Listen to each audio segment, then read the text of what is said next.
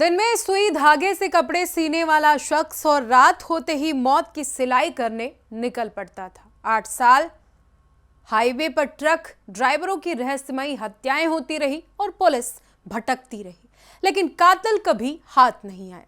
जब राज खुला तो हर कोई सन्न रह गया। वो कोई गैंगस्टर नहीं, कोई बाहुबली नहीं, बल्कि एक मामूली दर्जी था। नाम आदेश कामरा। और अब उसी कुख्यात अपराधी का बेटा शुभम भी हत्या के आरोप में गिरफ्तार किया गया है। क्या ये सिर्फ संयोग है या फिर अपराध की परछाई पीढ़ियों तक पीछा करती है? इस रिपोर्ट में जानिए कि आखिर क्या कुछ कहानी है। नमस्कार, मैं हूं आपके साथ सोनम सिंह और आप देख रहे हैं राष्ट्र टीवी।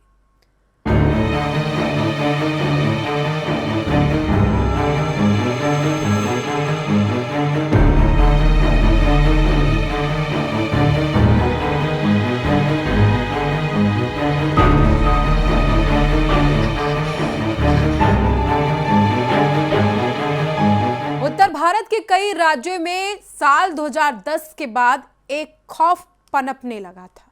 हाईवे पर निकलने वाले ट्रक ड्राइवरों के लिए हर सफर जोखिम से भरा हुआ। आए दिन किसी न किसी सुनसान इलाके में एक लावारिस लाश बरामद होती। मरने वाले ज्यादातर ट्रक ड्राइवर या उनके क्लीनर होते। हत्या का तरीका लगभग एक जैसा, पहले भरोसा, फिर नशीला खाना और उसके बाद मौत, और फिर ट्रक गायब, ड्राइवर गायब और पुलिस के पास कोई सुराग नहीं। मध्य प्रदेश, उत्तर प्रदेश, महाराष्ट्र, छत्तीसगढ़ और उड़ीसा, कई राज्यों की पुलिस इन वारदातों की कड़ियां जोड़ने में लगी रही, लेकिन हर बार कातिल पुलिस से 2 कदम आगे निकल जाता। हाईवे पर सीसीटीवी नहीं, गवाह नहीं और न ही कोई स्पष्ट पहचान। 8 साल तक ये सिलसिला लगातार चलता रहा। एक के बाद एक मौतें, कत्ल और पुलिस के हाथ खाली। फिर एक दिन भोपाल के पास एक ट्रक ड्राइवर की लाश मिली। इस बार किस्मत ने पुलिस का साथ दिया। मौके से संदिग्ध पकड़ा गया। पूछताछ में जो खुलासा हुआ उसने पुलिस के होश पैंतरे कर दिए, यानी कि होश उड़ा दिए। कथित तौर पर इस सीरियल किलिंग के पीछे एक पूरा गिरोह था और उसका सरगना कोई पेशेवर अपराधी नहीं बल्कि एक दर्जी। उसका नाम आदेश कामरा। आदेश कामरा दिन में पहले सिलाई करता, मशीन पर बैठकर लोगों के कपड़े सीता। उसका स्वभाव मिलनसार बताया जाता है और ग्राहक उससे खुश रहते थे। लेकिन आरोप है कि रात होते ही वो शख्स दरिंदगी की राह पर निकल पड़ता। ट्रक ड्राइवर से दोस्ती करता, उन्हें भरोसे में लेता और फिर नशीला खाना खिलाकर बेहोश कर देता और उसके बाद उनकी हत्या कर ट्रक को दूसरे राज्यों में बेच देता। कहा जाता है कि उसे अपने हर अपराध की तारीख तक याद थी। पूछताछ के दौरान वो बिल्कुल सामान्य व्यवहार करता। ऐसा लगता ही नहीं था कि सामने बैठा शख्स इतने जघन्य अपराधों में शामिल रहा हो। साल 2018 में पुलिस ने विशेष टीम बनाकर उसे गिरफ्तार किया। गिरफ्तारी के बाद जब उससे पूछताछ की गई तो कई परतें खुलती चली गई। उसने कथित तौर पर 33 हत्याओं की बात कबूल की। उसकी दलील सुनकर हर कोई हैरान था। वो कहता था कि ट्रक ड्राइवरों की जिंदगी बहुत तकलीफदेह होती, वो उन्हें मुक्ति देता था। लेकिन सवाल ये कि क्या किसी को मारकर उससे मुक्ति दिलाई जा सकती? जांच में यह भी सामने आया कि वो अपराध के गुर अपने एक परिचित से सीखता रहता, जो 80 के दशक में ट्रक लूटने वाले गिरोह से जुड़ा बताया जाता। आदेश ने कथित तौर पर उन्हीं तरीकों को अपनाया। सबूत मिटाना, पुलिस को गुमराह करना और एक राज्य से दूसरे राज्य में वारदात को अंजाम देना और जांच को उलझा देना। 8 साल तक वो दिन में दर्जी और रात में कथित कातिल बना रहा और किसी को भनक तक नहीं लगी। आदेश कामरा जेल में उम्र कैद की अब सजा काट रहा है। अगर माने तो जेल सूत्रों के तहत उसके व्यवहार में बदलाव आया है। वो धार्मिक किताबें पढ़ता है, शांत रहता है, लेकिन जिन परिवारों ने अपने बेटों, पतियों, भाइयों को खोया, उनके लिए ये बदलाव कोई मायने नहीं रखते। उनके जख्म आज भी हरे।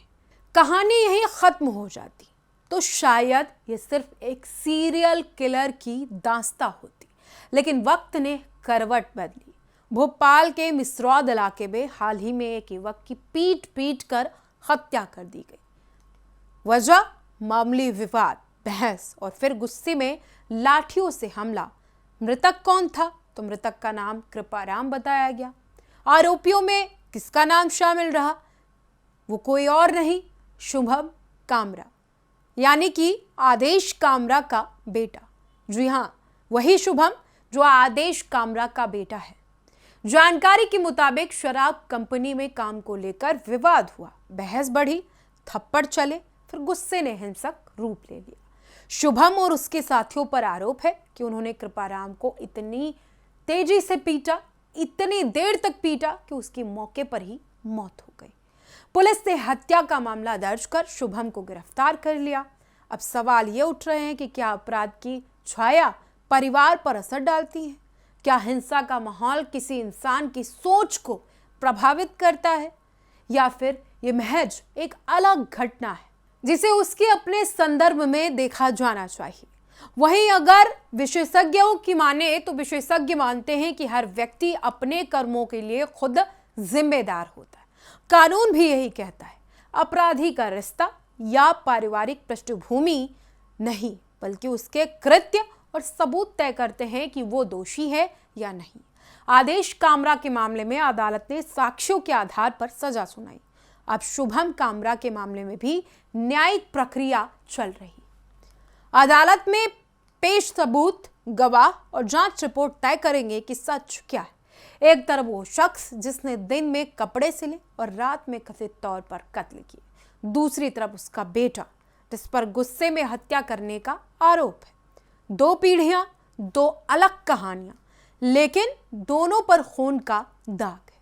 क्या यह सिर्फ एक संयोग है या चेतावनी है कि हिंसा कभी समाधान नहीं होती, वो सिर्फ विनाश की एक लंबी लकीर छोड़ जाती? कानून अपना काम कर रहा है, अदालत का फैसला ही अंतिम सच होगा, लेकिन ये कहानी हमें सोचने पर मजबूर करती है। जब गुस्सा इंसान पर हावी हो जाए तो वो रिश्ते नहीं देखते, अंजाम नहीं सोचते, और फिर एक पल की आग पूरी जिंदगी को राख खाक बना देती। गुनाह की विरासत नाम से नहीं चलती, लेकिन अगर सोच न बदले तो अंजाम पीढ़ियों तक पीछा नहीं छोड़ता। ठीक ऐसे ही हुआ आदेश कामरा और उसके बेटे के साथ। आज बाप और बेटा दोनों ही जेल के अंदर।